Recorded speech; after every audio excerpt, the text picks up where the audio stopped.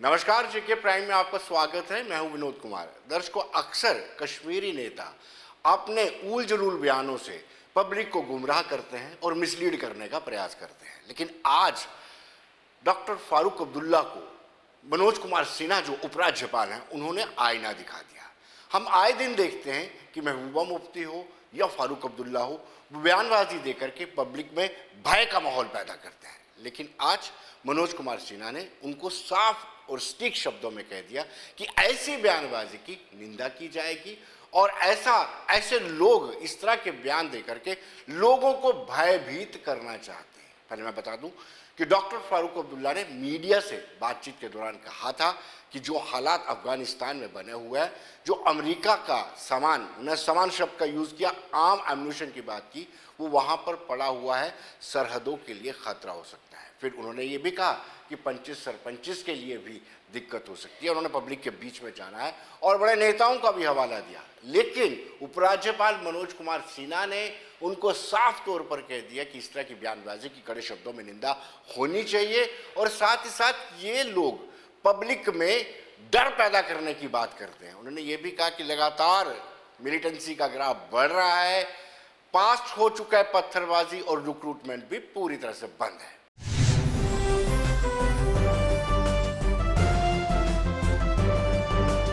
आप सबको पता है कि सिक्योरिटी असेसमेंट समय समय पर होता है और जो संस्थाएं इनका असेसमेंट करती हैं उस आधार पर सिक्योरिटी कवर दिया जाता है। कुछ लोग हैं जिनको लोकतंत्र में विश्वास नहीं है और वो कोशिश करते हैं कि लोगों में एक भय का वातावरण पैदा किया जाए। उसकी जितनी निंदा की जाए मुझे लगता है कम है, लेकिन हम आश्वस्त करना चाहते हैं कि यहाँ की सुरक्षा की स्थिति काफ़ी बेहतर है। अगर आंकड़ों की दृष्टि से आप देखेंगे पिछले वर्षों की तुलना में, तो स्टोन पेल्टिंग अब इतिहास की बात हो गई है, रिक्रूटमेंट कम हो गए हैं, इन्फिल्ट्रेशन नहीं के बराबर है और फोर्सेस का अपर हैंड है। Coordination between Jammu Kashmir police, paramilitary forces and army मैं कह सकता हूँ कि बहुत ही बेहतर है। हाँ, कुछ घटनाएं हुई हैं, उसको लेकर के हम व्यवस्था कर रहे हैं और ऐसा वातावरण हम बनाना चाहते हैं कि हर आदमी यहाँ सुरक्षित महसूस करे। लेकिन एक तथ्य अगर आप जानेंगे कि पिछले 4 वर्षों की तुलना में 3 गुने से ज़्यादा टूरिस्ट देश भर के और दुनिया के दूसरे देशों से आए, मुझे लगता है कि स्पष्ट संदेश देश को गया है कि ये जम्मू कश्मीर सुरक्षित है और यहाँ शांति है।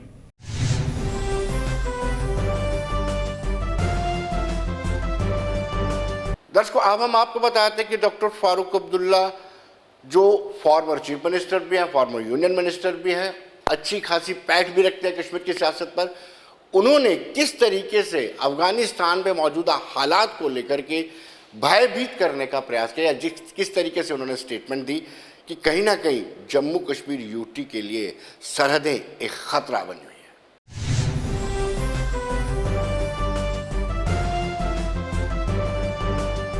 रियासत के लिए चैलेंजेस बहुत हैं, उनका याद रखिएगा और उन चैलेंजेस का मुकाबला करना है। और सबसे बड़ा चैलेंज आपके आ रहा है, बॉर्डर से आ रहा है, वो दूर नहीं है। कभी ये मत सोचिए कि वो दूर है। आज उनके पास इतना सामान आ गया है जब अमेरिका अफगानिस्तान को छोड़ गया है, उसका मुकाबला करना है और वो आसान नहीं है। इसीलिए मैंने कहा पंचायत मेंबर्स का काम जो है वो आसान नहीं है। इन्हें लोगों के पास पहुंचना है और इनकी हिफाजत बहुत ज़रूरी है। पॉलिटिकल लीडर्स की हिफाजत ज़रूरी है, नहीं तो लोगों में उनका आउटरीच कैसे होगा। हालात इस वक्त ये जो आप देख रहे हैं, ये एक वो काम है, काम बिफोर द स्टॉर्म। तूफान आ रहा है, उस तूफान के लिए हमें मुकाबले के लिए तैयार रहना है।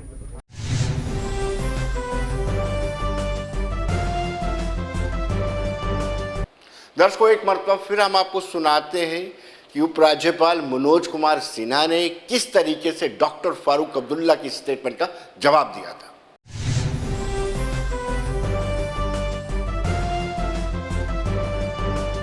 आप सबको पता है कि सिक्योरिटी असेसमेंट समय समय पर होता है और जो संस्थाएं इनका असेसमेंट करती हैं उस आधार पर सिक्योरिटी कवर दिया जाता है। कुछ लोग हैं जिनको लोकतंत्र में विश्वास नहीं है और वो कोशिश करते हैं कि लोगों में एक भय का वातावरण पैदा किया जाए। उसकी जितनी निंदा की जाए मुझे लगता है कम है, लेकिन हम आश्वस्त करना चाहते हैं कि यहाँ के सुरक्षा की स्थिति काफ़ी बेहतर है। अगर आंकड़ों की दृष्टि से आप देखेंगे पिछले वर्षों की तुलना में, तो स्टोन पेल्टिंग अब इतिहास की बात हो गई है, रिक्रूटमेंट कम हो गए हैं, इन्फिल्ट्रेशन नहीं के बराबर है और फोर्सेस का अपर हैंड है। Coordination between Jammu Kashmir police, paramilitary forces and army मैं कह सकता हूँ कि बहुत ही बेहतर है। हाँ, कुछ घटनाएं हुई हैं, उसको लेकर के हम व्यवस्था कर रहे हैं और ऐसा वातावरण हम बनाना चाहते हैं कि हर आदमी यहाँ सुरक्षित महसूस करे। लेकिन एक तथ्य अगर आप जानेंगे कि पिछले 4 वर्षों की तुलना में 3 गुने से ज़्यादा टूरिस्ट देश भर के और दुनिया के दूसरे देशों से आए, मुझे लगता है कि स्पष्ट संदेश देश को गया है कि ये जम्मू कश्मीर सुरक्षित है और यहाँ शांति है।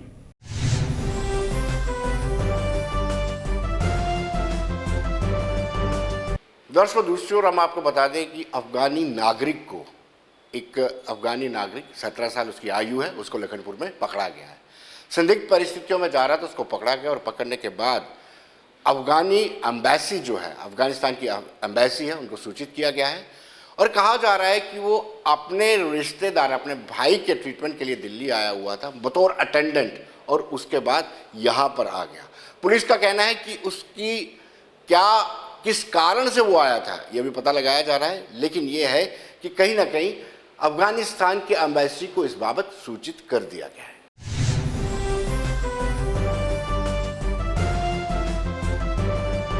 लखनपुर चेक पोस्ट पे एक लड़का एप्रीहेंड किया गया था और उसको पूछताछ में पता चला कि वो अफ़गान नेशनल है और काबुल का रहने वाला है।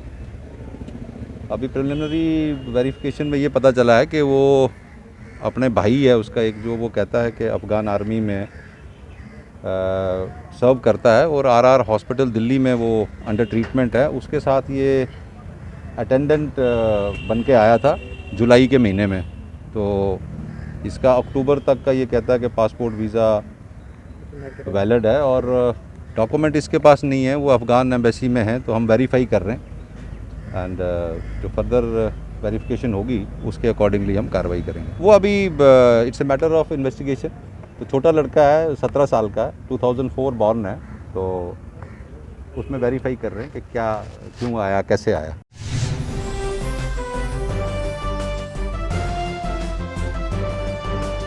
दर्शकों, अब हम आपको बताते हैं कि थर्ड वेव को लेकर के चिंताएं लगातार गहराती जा रही हैं। चिंताएं इस बात को लेकर के हैं कि थर्ड वेव कहा जा रहा है कि 18 से कम आयु के लोगों पर ज़्यादा इसका इम्पैक्ट होगा। बाकी दूसरे मुल्कों में जिस तरीके से थर्ड वेव फैल रही है, चिंता स्वाभाविक सी है। शायद एक डायरेक्शन के अनुसार सभी ऑलमोस्ट ज़्यादातर डिप्टी कमिश्नर से आज प्रेस कॉन्फ्रेंसेस की और लोगों को कहा कि SOPs को फॉलो किया जाए। अंशुल गर्ग की बात करें, जो DC जम्मू हैं, उन्होंने भी प्रेस कॉन्फ्रेंस की।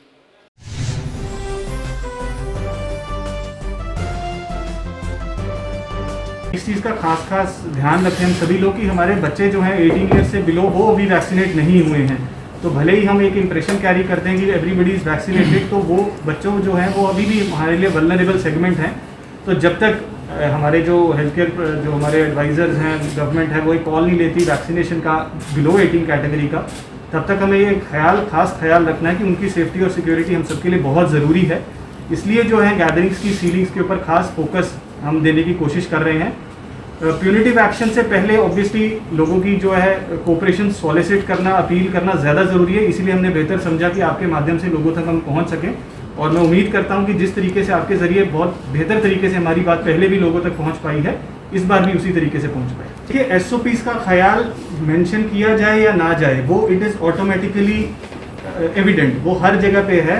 SOPs की वायलेशन हम कभी भी कहीं भी प्रमोट नहीं करते, ना उसको एंडोर्स करते हैं। और जहाँ तक खुलने की बात है, उसके अंदर भी कंडीशनल, जो मैंने पहले भी जिक्र किया, कंडीशंस के साथ है हर एक चीज़। मगर सबसे जो ज़रूरी बात है कि people should follow the Covid appropriate behaviour. You never know, जैसे कहीं थर्ड वेव की भी बात चल रही है, ये ना हो केसेस बढ़ जाए और ये शहर फिर से एक बार इसके ग्रिप में आ जाए।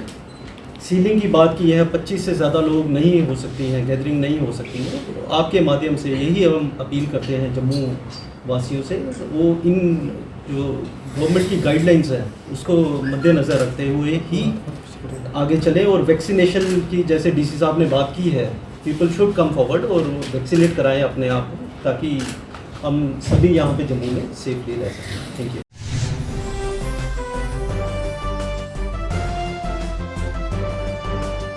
दर्शकों, अब हम बात करेंगे नेत्रहीन बच्चों के लिए जो स्कूल बना हुआ है। उन बच्चों ने अपने अभिभावकों के साथ, अपने टीचर्स के साथ जम्मू म्यूनसिपल कॉरपोरेशन के बाहर प्रदर्शन किया। प्रदर्शन उनका वाजिब लग रहा था, इसलिए वाजिब लग रहा था क्योंकि उनका कहना है कि उनको स्कूल के लिए मैदान की ज़रूरत है, लेकिन जो जगह उन्होंने मैदान के लिए आइडेंटिफाई की थी वो जम्मू म्यूनसिपल कॉरपोरेशन ने खरीद लिया है और वहाँ पर बाउंड्री बाल करवा रहे हैं। उनका कहना है कि अगर स्कूल की एफिलिएशन को 12 तक करना है, उसके लिए लाजमी होता है कि स्कूल का मैदान होना। अगर स्कूल का मैदान ही नहीं होगा तो स्कूल 12वीं तक नहीं हो सकता है।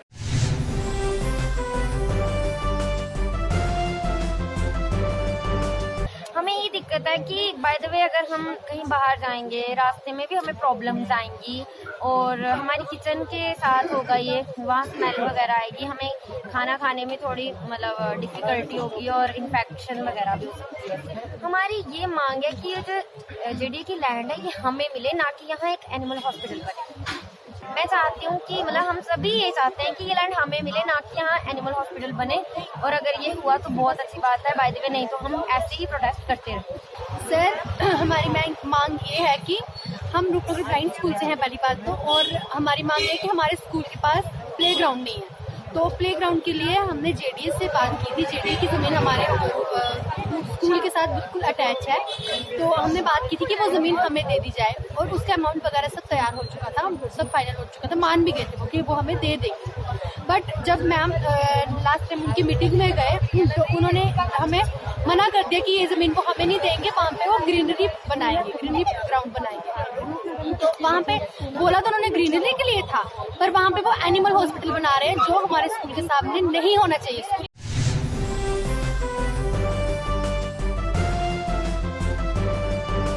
दर्शकों, जैसे कि हम सब जानते हैं कि टूरिज़्म बैकबोन है जम्मू कश्मीर यूटी की इकोनॉमी की, और जम्मू कश्मीर में जम्मू प्रोविंस का जो टूरिज़्म सेक्टर है या टूरिज़्म स्पॉट्स हैं वो निगलेक्ट है। तो हमने इस बाबत विवेकानंद राय जो डायरेक्टर टूरिज़्म हैं उनसे बातचीत की।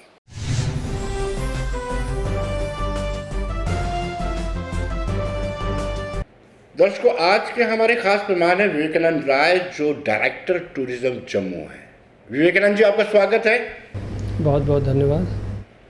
वेल, सबसे पहले हम ये जानना चाहेंगे, हम सब जानते भी हैं कि बैकबोन है टूरिज़्म, और हम ये भी जानते हैं कि यहाँ के जम्मू के लोग कहते हैं कि जम्मू में जो टूरिज़्म स्पॉट्स हैं वो निगलेक्टेड है ऑलवेज, और ये भी रहता है कि कश्मीर में ज़्यादा पैसा खर्च किया जाता है बनिस्बत जम्मू प्रोविंस में।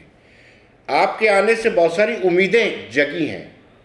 क्या क्या आपके पास नए प्रोजेक्ट हैं? कुछ नए प्रोजेक्ट पीपी मोड पे टूरिज्म में भी लाए जा रहे कि नहीं? सबसे पहले विनोद जी, आपको बहुत बहुत धन्यवाद।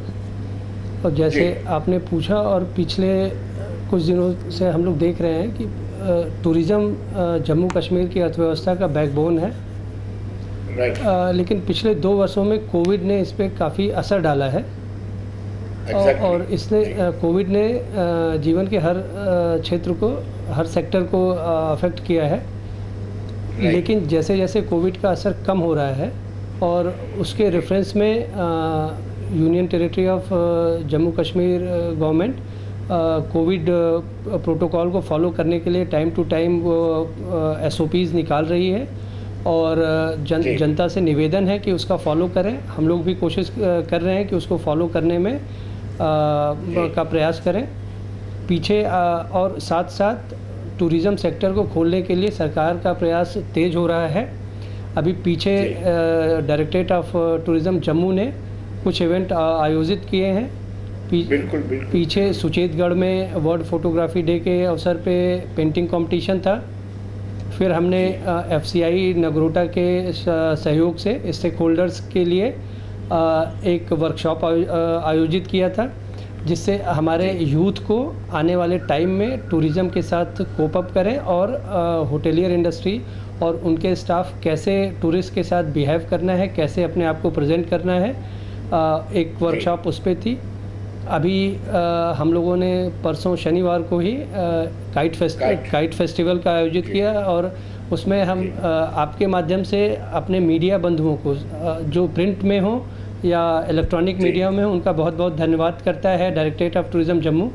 आप लोगों ने बहुत अच्छे से इसको कवर किया, वाइड कवरेज किया उससे हम, और उसमें हमने जो भी कोविड की SOPs थी और इंडियन थ्रेड और चाइनीज़ थ्रेड को लेके जो भी चीज़ें कही गई थी उसको भी फॉलो किया।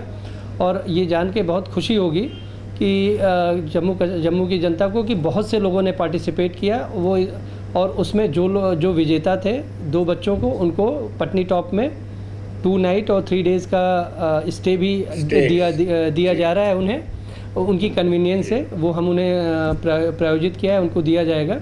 तो आगे और आपका दूसरा प्रश्न था नेगलेक्ट या वो आगे, हम जब आगे की तरफ सोच रहे हैं तो पीछे की चीज़ों को नहीं देखना है। आगे आने वाले टाइम में गवर्नमेंट का बहुत फोकस है जम्मू टूरिज़्म पे। अगले महीने सितंबर में 23 से 20 सितंबर से 30 सितंबर के बीच में वो डेट अभी फिक्स होनी है। 7 दिनों का एक बहुत बड़े स्तर पे वो महोत्सव आयोजित होना है और वो पूरे जम्मू प्रोविंस को कवर करेंगे। तो आगे आने वाले टाइम में टूरिज़्म को खोलना है कि लोग बाहर से आएँ और साथ में जनता का भी उसमें पार्टिसिपेशन होगा।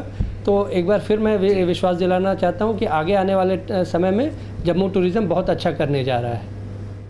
विवेकानंद जी, जहाँ आपका ऑफिस है, यहाँ आप बैठे हुए हैं, उस एरियाज़ को, उस एरिया या जो कहें रघुनाथ बाज़ार ओल्ड सिटी जो है, ये बड़ा, इसमें बहुत ज़्यादा टूरिस्ट आते थे, क्योंकि जब से ट्रेन डायरेक्ट कटरा चली गई है उसके बाद से ये जो बाज़ार है ये पूरी तरह से जो कहें कि जो आकर्षण का केंद्र थे वो नहीं बन पाए हैं।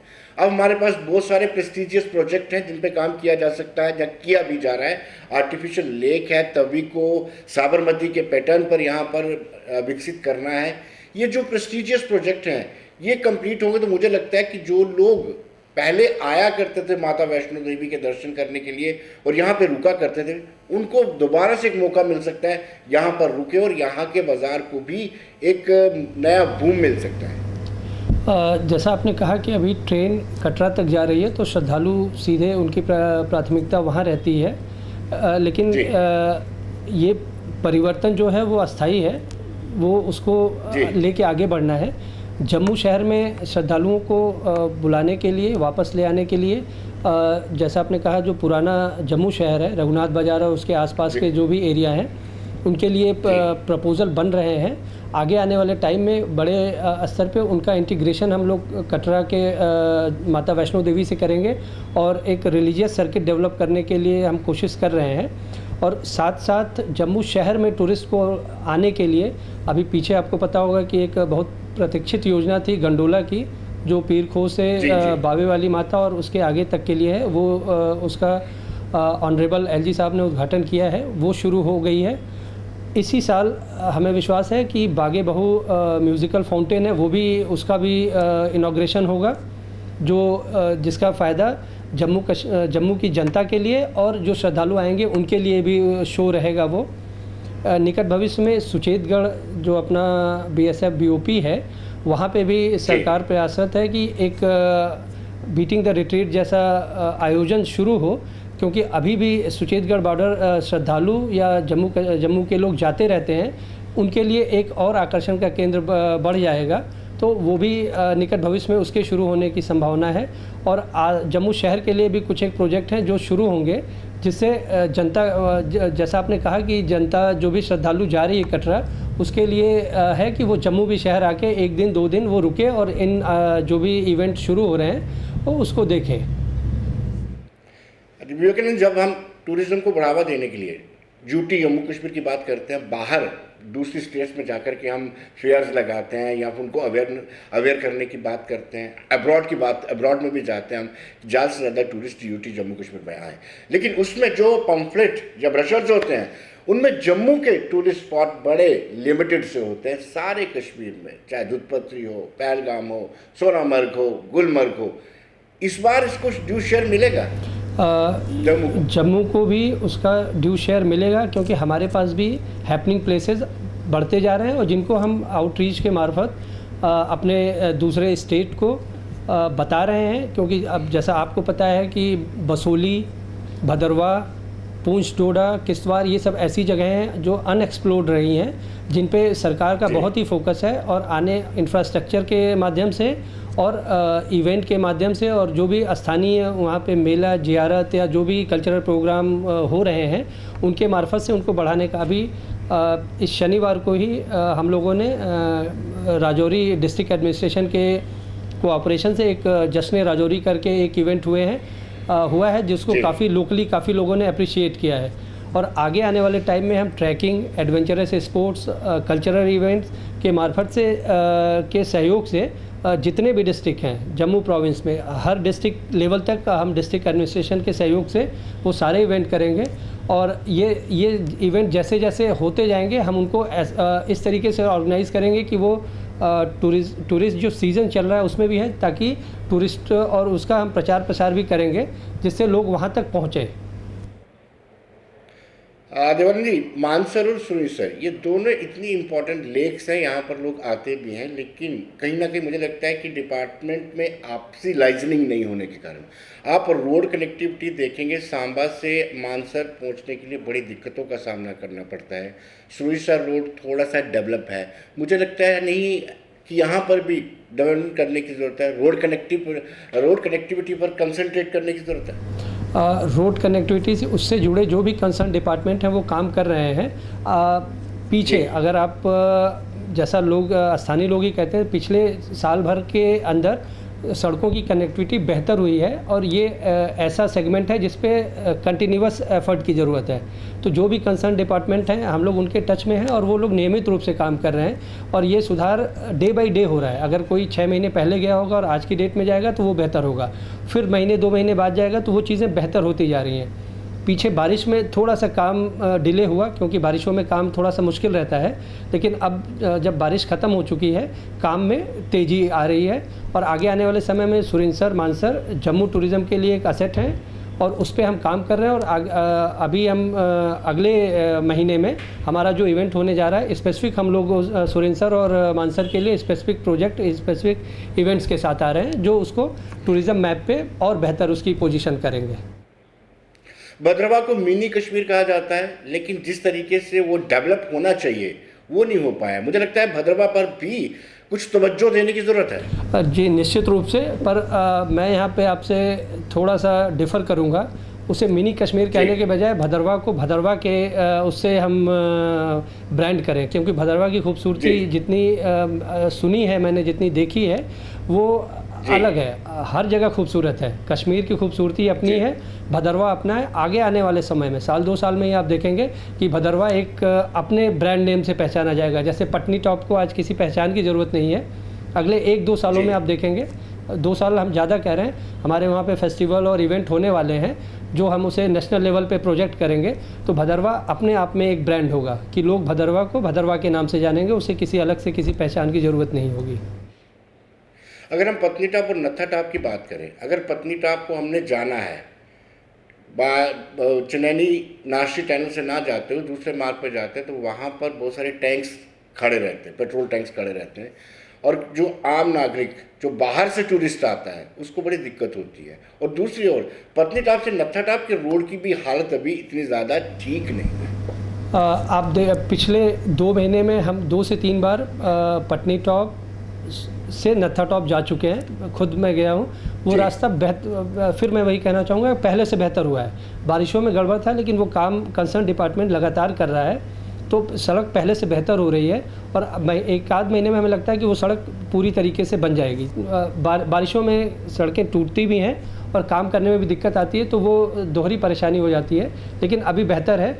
और ये भी दिखा रहा है कि टूरिस्ट का फ्लो बढ़ रहा है। पटनी टॉप से लोग नत्था टॉप तक जा रहे हैं, वहाँ पे हमने देखा कि टूरिस्ट आ रहे हैं अपना लोग फैमिली के साथ, बच्चों के साथ, उनके साथ लेडीज़ होती हैं और वो अपना वहाँ पे घूमते फिरते हैं, जो भी उनके लिए एंजॉयमेंट की चीज़ें हैं वो देखते हैं। क्योंकि नत्था टॉप जो है वो अभी प्योर एज ए नेचर है, तो वहाँ पे किसी तरीके के कंस्ट्रक्शन की मुझे लगता है बहुत ज़रूरत नहीं है। उसकी खूबसूरती वही है कि जो उन हाइट्स पे जाके लोग अपना एज ए सेल्फी पॉइंट उसे देखते हैं, तो वो चीज़ें उसी तरीके से डेवलप हो रही हैं। और हमारी भी कोशिश है कि आगे नत्था टॉप में भी कोई ऐसे इवेंट जो नेचर को बगैर नुकसान किए हुए हम कर पाएँ, वो हम करेंगे ताकि लोगों की वहाँ पे रीच और बढ़े।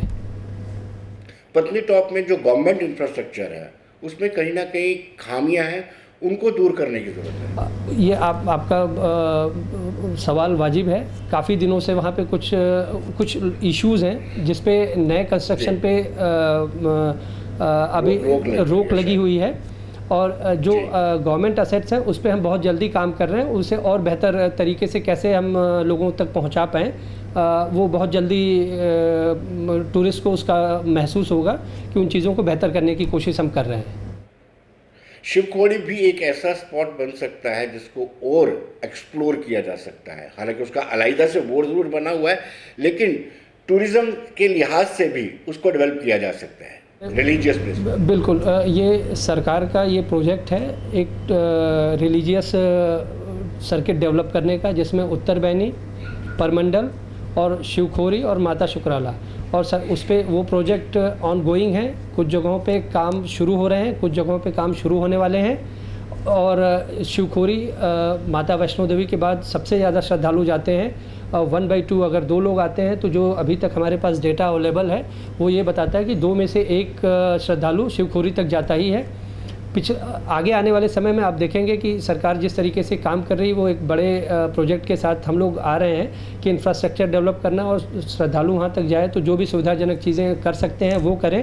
तो श्रद्धालुओं का वहाँ पे पहुँचना, उसको सुगम बनाना उनकी यात्रा को, और उसके बाद वहाँ पहुँचने के बाद कुछ ऐसी चीज़ें करना कि जिससे उनको वहाँ पे निवास करने में और बाकी वहाँ उनको अगर रात अगर बितानी हो और कैसे वो अपनी चीज़ों को सुगमता से कर पाएँ, उस पर सरकार काम कर रही है।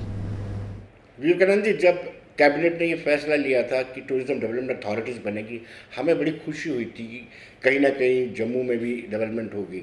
क्या ये टूरिज्म डेवलपमेंट अथॉरिटी कोई हेल्प कर पा रही है? जो भी डेवलपमेंट अथॉरिटीज़ बनी है, उन्होंने उन स्थानीय क्षेत्रों के लिए काफ़ी बेहतर काम किया जब से बनी है अब तक। सरकार इसको फिर से अथॉरिटीज़ और डायरेक्टरेट के जो भी चीज़ें हैं जिनमें दोनों लोग ऑथराइज हैं करने के लिए, उन पे सरकार फिर से एक बार विचार कर रही है। उनको और बेहतर कैसे करना है वो रीस्ट्रक्चरिंग गवर्नमेंट करने की कोशिश कर रही है कि जहाँ पे कहीं कुछ कमियां रह गई उनको बेहतर कैसे किया जाए। तो अथॉरिटीज़ को रीऑर्गेनाइज करने की बात चल रही है कि वो अपने काम को और बेहतर तरीके से कर पाएँ।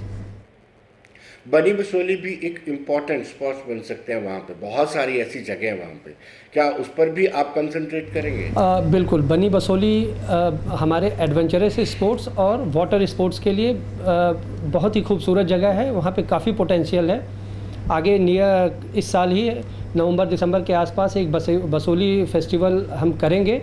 वो एक बड़े लेवल का इवेंट होगा जिसमें बनी बसोली और मतलब रंजीत सागर डैम जो पूरी लेक है वो बहुत ही शानदार है वाटर स्पोर्ट्स एक्टिविटी के लिए, और हम उसके लिए काम कर रहे हैं। और नवंबर-दिसंबर में एक हमारा प्रपोज्ड है बसोली फेस्टिवल। वो जब होगा तो वो जम्मू टूरिज़्म के लिए काफ़ी बड़ा एसेट होगा। विवेकानंद जी, आखिरी सवाल आपसे ये जानना चाहूँगा कि पीर पंचाल रेंज में 7 लेक्स हैं, उन लेक्स के सेपरेट अलग अलग कलर्स भी हैं, लेकिन उनको अभी तक सरकार ने कभी एक्सप्लोर करने का प्रयास नहीं किया है। क्या उस पर भी आप निगाह डालें? जी बिल्कुल, उसके लिए हम बताएं कि अभी एक हमारे लिए वहाँ प्रपोज ट्रैकिंग हमने अभी ऑर्गेनाइज करेंगे। ड्यू टू कोविड प्रोटोकॉल अभी हम उसे थोड़ा सा डिले कर रहे हैं कि थोड़ा सा जब प्रोटोकॉल में रिलैक्सेशन मिलेगी तो हम 7 लेक को कवर करेंगे। वो ट्रैकिंग इवेंट कम से कम 7 दिनों का रहेगा, 5 से 7 दिन, या अगर हमें और बेहतर करने का मिलेगा 7 लेग तक की जो भी ट्रैकर है और हमें रिस्पांस अच्छा मिला है, लेकिन अभी डेट हमने उसे अभी शेड्यूल थी लेकिन उसे रोका है ड्यू टू कोविड प्रोटोकॉल। उसे हम आगे ट्रैकिंग एडवेंचरस स्पोर्ट्स के लिए वो 7 leg tourism directorate of tourism Jammu के लिए काफ़ी मेन असेट है और वो हमें फोकस करेंगे हम उस पर कि वो और ज़्यादा उस पर ट्रैकर आएँ और उसको पार्टिसिपेट करें और वो टूरिज़्म के नक्शे पे बेहतर तरीके से आए। विवेकानंद जी, बहुत बहुत शुक्रिया आपका, धन्यवाद, थैंक यू। धन्यवाद आपका।